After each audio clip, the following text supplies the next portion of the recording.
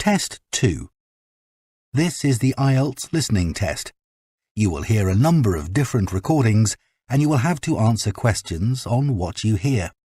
There will be time for you to read the instructions and questions and you will have a chance to check your work. All the recordings will be played once only. The test is in 4 parts. At the end of the test, you will be given 10 minutes to transfer your answers to the answer sheet. Now turn to Part 1. Part 1. You will hear a man asking about voluntary work in the village that he has just moved to. First, you have some time to look at questions 1 to 7.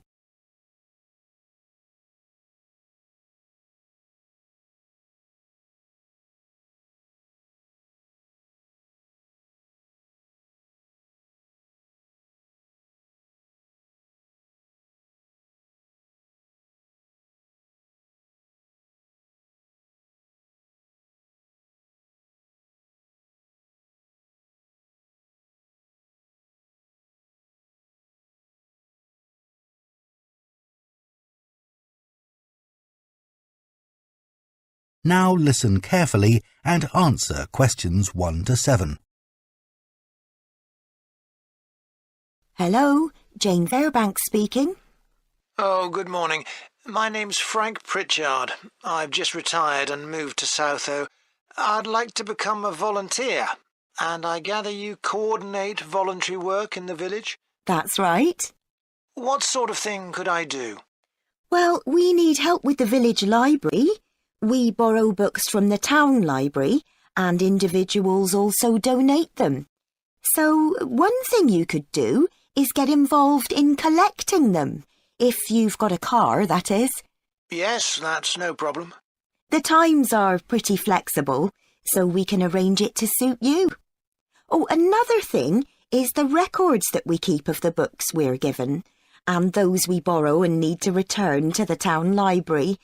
It would be very useful to have another person to help keep them up to date. Right. I'm used to working on a computer. I presume they're computerized? Oh, yes. Is the library purpose-built? I haven't noticed it when I've walked around the village. No, we simply have the use of a room in the village hall. The West Room. It's on the left as you go in. Oh, I must go and have a look inside the hall. Yes, it's a nice building. Do you run a lunch club in the village for elderly people? I know a lot of places do. Yes, we have a very successful club. I could help with transport, if that's of any use. Oh, definitely. People come to the club from neighbouring villages, and we're always in need of more drivers. And does the club have groups that focus on a particular hobby too? I could get involved in 1 or 2, particularly if there are any art groups. Excellent. I'll find out where we need help and get back to you. Fine.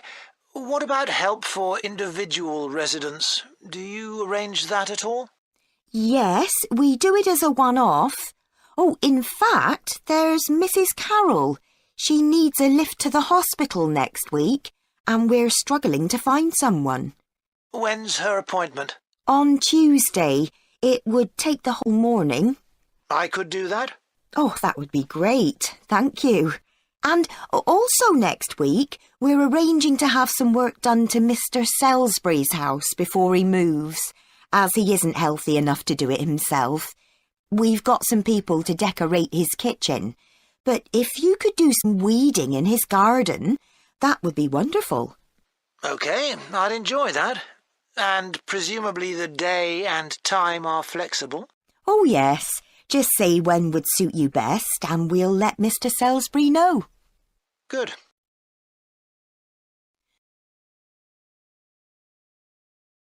Before you hear the rest of the conversation, you have some time to look at questions 8 to 10.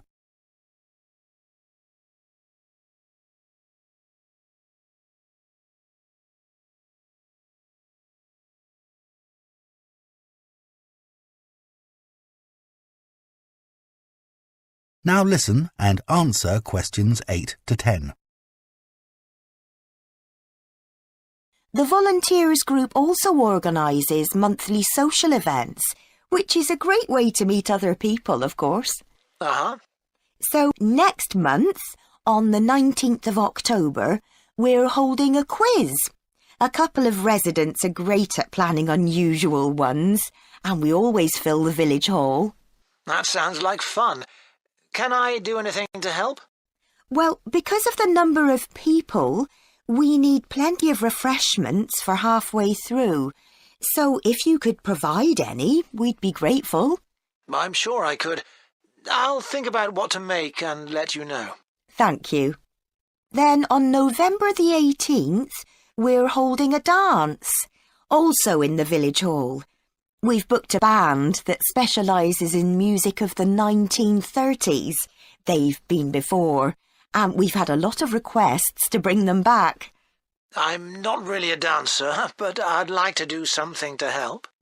Well, we sell tickets in advance, and having an extra person to check them at the door as people arrive would be good. It can be quite a bottleneck if everyone arrives at once.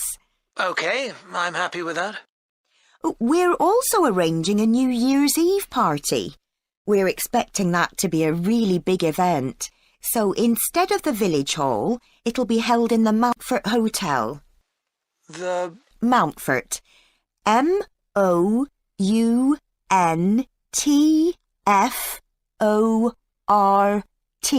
Hotel. It isn't in Southo itself, but it's only a couple of miles away. The hotel will be providing dinner, and we've booked a band.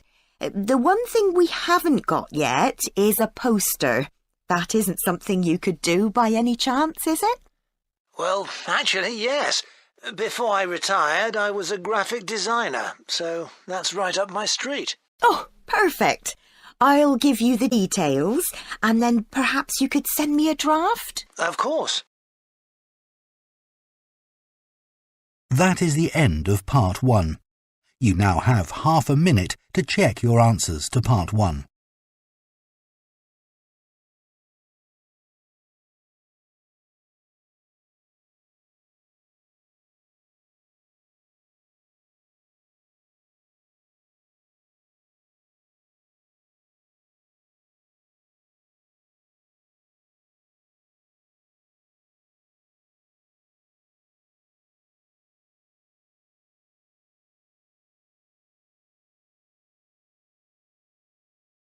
Part 2. You will hear a guide at a tourist attraction called Oniton Hall talking to a group of visitors. First, you have some time to look at questions 11 to 14.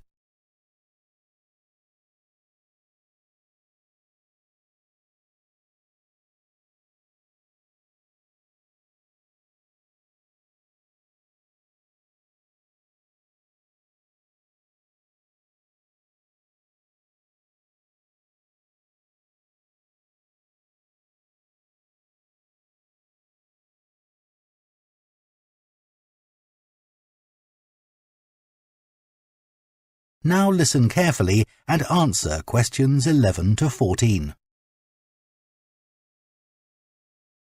Good morning and welcome to Oniton Hall, one of the largest estates in the area. My name's Nick and I'm one of the guides. I'll give you a brief introduction to the estate while you're sitting down, and then we'll walk round. The estate consists of the house, gardens, parkland and farm, and it dates back to the 14th century. The original house was replaced in the late 17th century, and of course it has had a large number of owners. Almost all of them have left their mark, generally by adding new rooms, like the ballroom and conservatory, or by demolishing others. The farm looks much as it's always done, although the current owner has done a great deal of work to the flower beds. In the 17th century, the estate was owned by a very wealthy man called Sir Edward Downes. His intention was to escape from the world of politics after years as an active politician, and to build a new house worthy of his big collection of books, paintings and sculptures.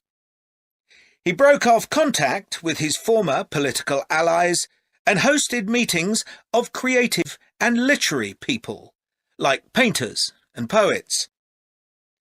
Unusually for his time, he didn't care whether his guests were rich or poor, as long as they had talent. Big houses like Oniton had dozens of servants until the 1920s or 30s, and we've tried to show what their working lives were like. Photographs, of course, don't give much of an idea, so instead, as you go round the house, you'll see volunteers dressed up as 19th century servants going about their work. They'll explain what they're doing and tell you their recipes or what tools they're using. We've just introduced this feature to replace the audio guide we used to have available. I see there are a number of children here with you today.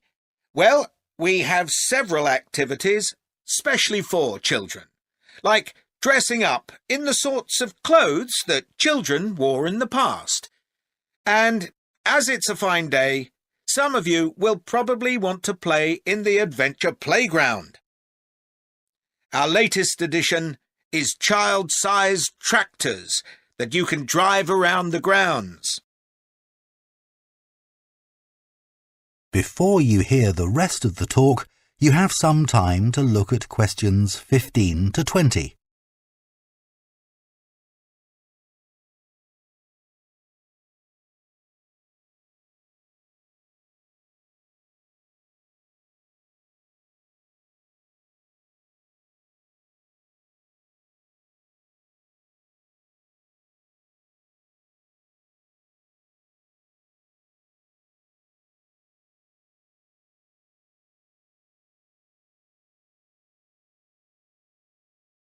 Now listen and answer questions 15 to 20. We'll also be going into the farm that's part of the estate, where there's plenty to do. Most of the buildings date from the 18th century, so you can really step back into an agricultural past. Until recently, the dairy was where milk from the cows was turned into cheese. It's now the place to go for lunch, or afternoon tea, or just a cup of coffee and a slice of homemade cake. The big stone building that dominates the farm is the large barn, and in here is our collection of agricultural tools. These were used in the past to plough the earth, sow seeds, make gates, and much more. There's a small barn, also made of stone, where you can groom the donkeys and horses to keep their coats clean. They really seem to enjoy having it done, and children love grooming them. The horses no longer live in the stables, which instead is the place to go to buy gifts, books, our own jams and pickles, and clothes and blankets made of wool from our sheep. Outside the shed, which is the only brick building, you can climb into a horse-drawn carriage for a lovely, relaxing tour of the park and farm. The carriages are well over 100 years old. And finally, the parkland, which was laid out in the 18th century with a lake and trees that are now well established. You'll see types of cattle and sheep that are hardly ever found on farms these days. We're helping to preserve them, to stop their numbers falling further. OK, well, if you'd like to come with me, we will start.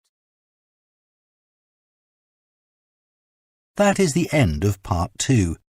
You now have half a minute to check your answers to Part 2.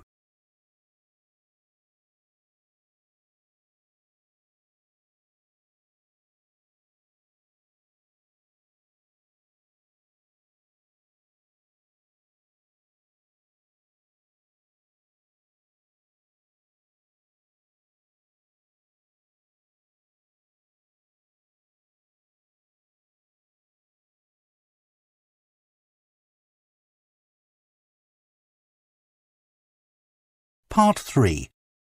You will hear 2 theatre studies students discussing stage and screen performances of Shakespeare's play Romeo and Juliet. First, you have some time to look at questions 21 and 22.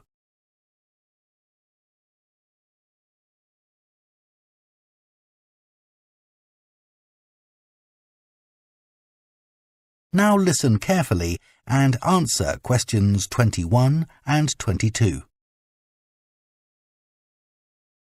Did you make notes while you were watching the performances of Romeo and Juliet, Gemma? Yes, I did. I found it quite hard, though. I kept getting too involved in the play. Me too. I ended up not taking notes. I wrote down my impressions when I got home.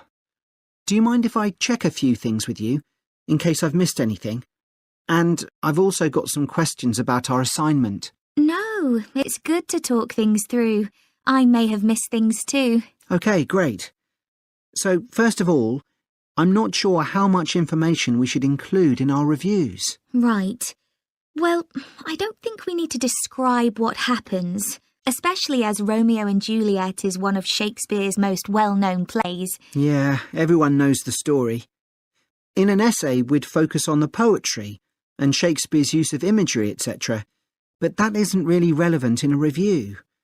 We're supposed to focus on how effective this particular production is. We should say what made it a success or a failure. And part of that means talking about the emotional impact the performance had on us. I think that's important. Yes.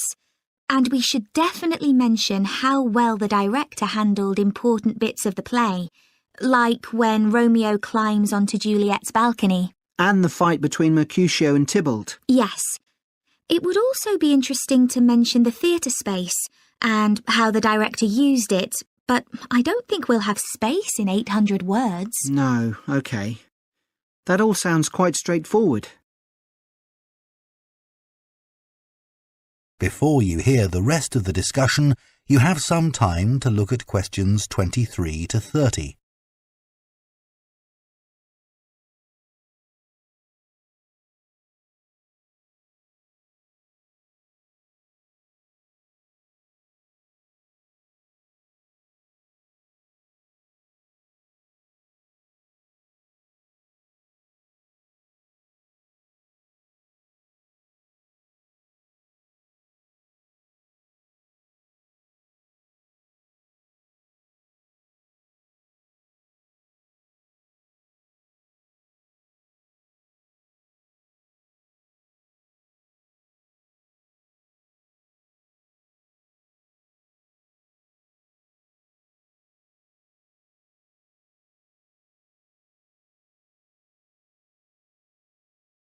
Now listen and answer questions 23 to 30. So, what about the Emporium Theatre's production of the play? I thought some things worked really well, but there were some problems too. Yeah. What about the set, for example? I think it was visually really stunning. I'd say that was probably the most memorable thing about this production. You're right. The set design was really amazing. But actually, I have seen similar ideas used in other productions. What about the lighting? Some of the scenes were so dimly lit, it was quite hard to see. I didn't dislike it. It helped to change the mood of the quieter scenes. That's a good point. What did you think of the costumes? I was a bit surprised by the contemporary dress, I must say. Yeah, I think it worked well, but I'd assumed it would be more conventional. Me too. I liked the music at the beginning, and I thought the musicians were brilliant, but I thought they were wasted because the music didn't have much impact in Acts 2 and 3. Yes, that was a shame. One problem with this production was that the actors didn't deliver the lines that well. They were speaking too fast. It was a problem, I agree, but I thought it was because they weren't speaking loudly enough, especially at key points in the play. I actually didn't have a problem with that. It's been an interesting experience watching different versions of Romeo and Juliet, hasn't it? Definitely. It's made me realise how relevant the play still is. Right. I mean, a lot's changed since Shakespeare's time, but in many ways nothing's changed. There are always disagreements and tension between teenagers and their parents. Yes, that's something all young people can relate to, more than the violence and the extreme emotions in the play. How did you find watching it in translation? Really interesting. I expected to find it more challenging, but I could follow the story pretty well. I stopped worrying about not being able to understand all the words and focused on the actors' expressions. The ending's pretty powerful. Yes, that somehow intensified the emotion for me. Did you know Shakespeare's been translated into more languages than any other writer? What's the reason for his international appeal, do you think? I was reading that it's because his plays are about basic themes that people everywhere are familiar with. Yeah, and they can also be understood on different levels. The characters have such depth. Right, which allows directors to experiment and find new angles. That's really important because... That is the end of Part 3. You now have half a minute to check your answers to Part 3.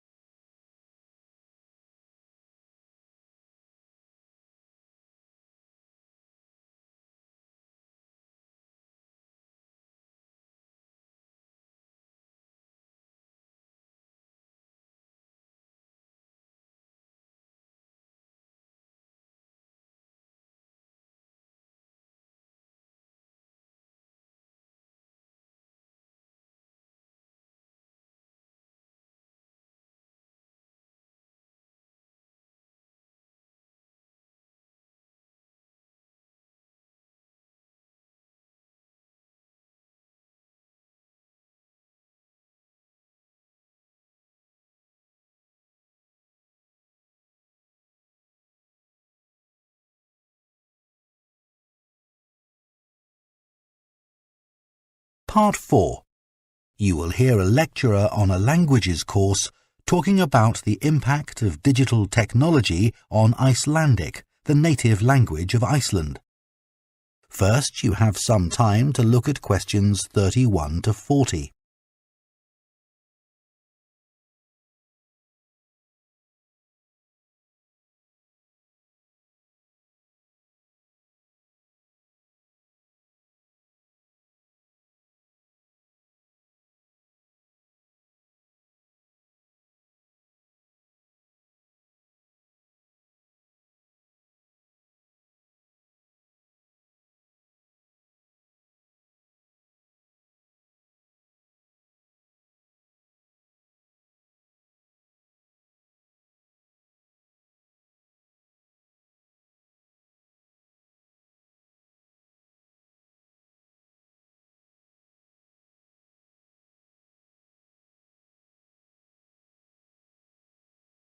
Now listen carefully and answer questions 31 to 40. Right, everyone, let's make a start.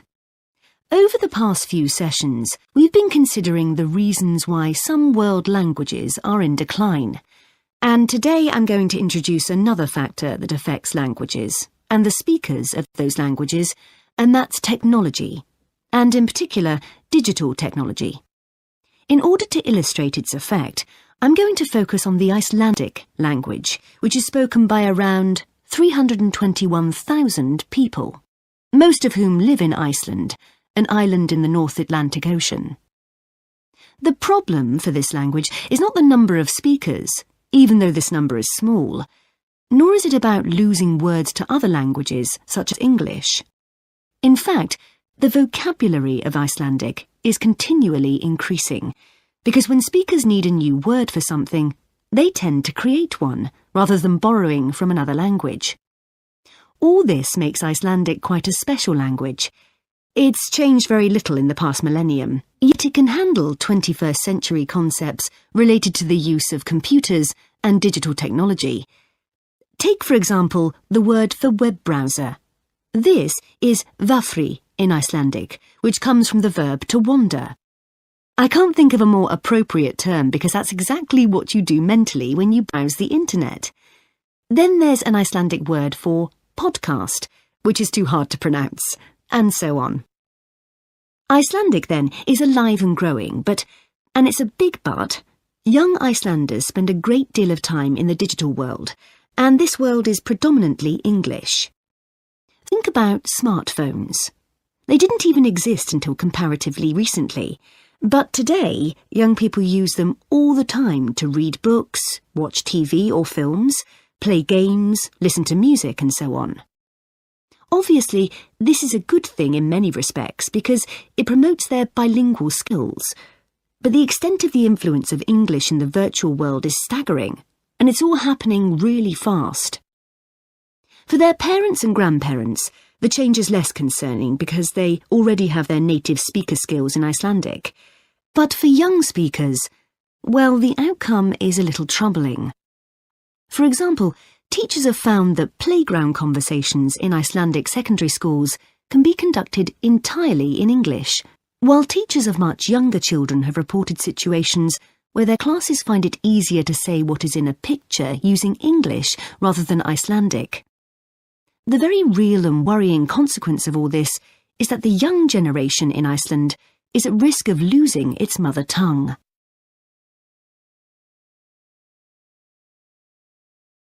Of course, this is happening to other European languages too.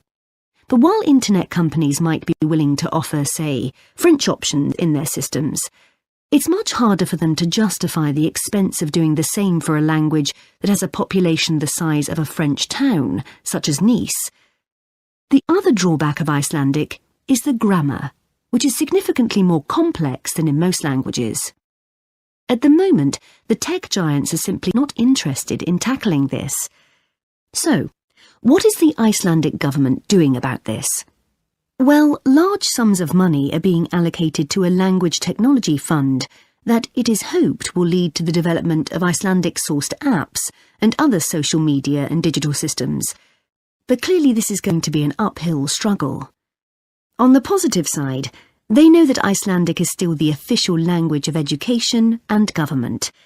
It has survived for well over 1,000 years, and the experts predict that its future in this nation-state is sound and will continue to be so. However, there's no doubt that it's becoming an inevitable second choice in young people's lives. This raises important questions. When you consider how much of the past is tied up in a language, will young Icelanders lose their sense of their own identity? Another issue that concerns the government of Iceland is this. If children are learning two languages through different routes, neither of which they are fully fluent in, will they be able to express themselves properly? That is the end of Part 4. You now have 1 minute to check your answers to Part 4.